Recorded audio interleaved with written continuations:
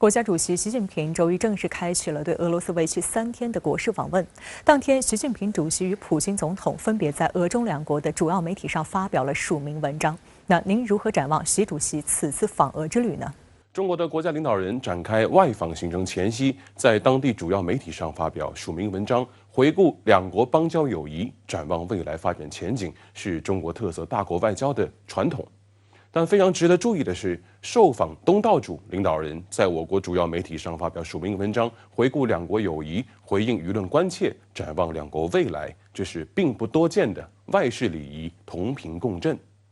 它充分折射了中俄友谊的与众不同，全面展现了莫斯科方面对习主席此访的全面重视与高度欢迎。我还特别留意到，两国元首在各自的署名文章里，以不同的表述方式论述一个趋同的战略观点。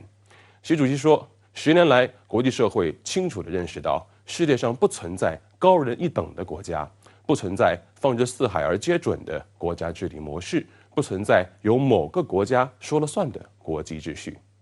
普京总统则写道，俄中两国跟其他志同道合的国家不断主张，在国际法的基础上构建更加公正的多极化世界秩序，而不是在满足黄金10亿人的需求的某种规则基础上。黄金10亿人理论形成于上世纪末，描述的是以美西方为代表的发达国家在已经抢占了地球上大部分资源的前提下，作为既得利益者萌生出所谓我们理所应当统治全人类的傲慢道德自我建构。本质上，它是一种带有严重排他性与凌驾于其他种族之上的西方上等人观念。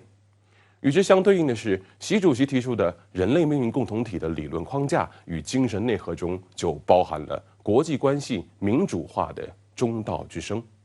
习近平主席在中华人民共和国恢复联合国合法席位50周年纪念会议上发表重要讲话，强调，国际规则只能由联合国193个会员国共同制定，不能由个别国家和国家集团来决定。国际规则应该由联合国193个会员国共同遵守，没有也不应该有例外。因此，我们也在两国元首的署名文章里看到了同样的战略抉择，那就是中俄坚定维护以联合国为核心的国际体系，以国际法为基础的国际秩序，以联合国宪章宗旨和原则为基础的国际关系基本准则。我对习主席开局之年的俄罗斯之行充满期待。在国航747专机起飞的那一刻起，一股积极而充满确定性的力量就已经注入到了世界跳动的脉搏之中。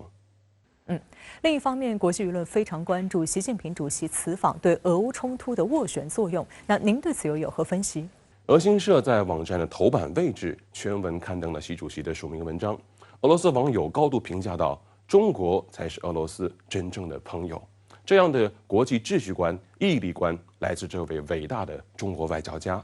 他们也同样关注两国元首将在莫斯科签订哪些新文件，人民币将在国际结算体系中扮演怎样更加重要的角色。与此同时我又观察了一下欧洲媒体的声音。德国媒体普遍正面评价中俄元首莫斯科再聚首的积极意义，并以前不久沙特与伊朗的破冰之举对中国外交力量的斡旋作用寄予期待。相比之下，英国的一些媒体则跟美国不少媒体的观点类似，他们似乎非常担心习主席此访会否意味着所谓中国在军事上全面援助俄罗斯击成定局呢？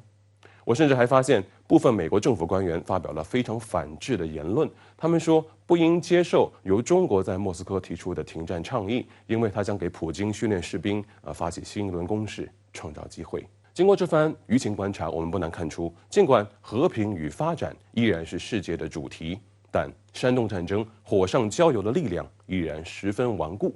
以美国为代表的一些国家并不希望俄乌冲突就此停歇，更别说让中国再次成为伟大的和平斡旋力量了。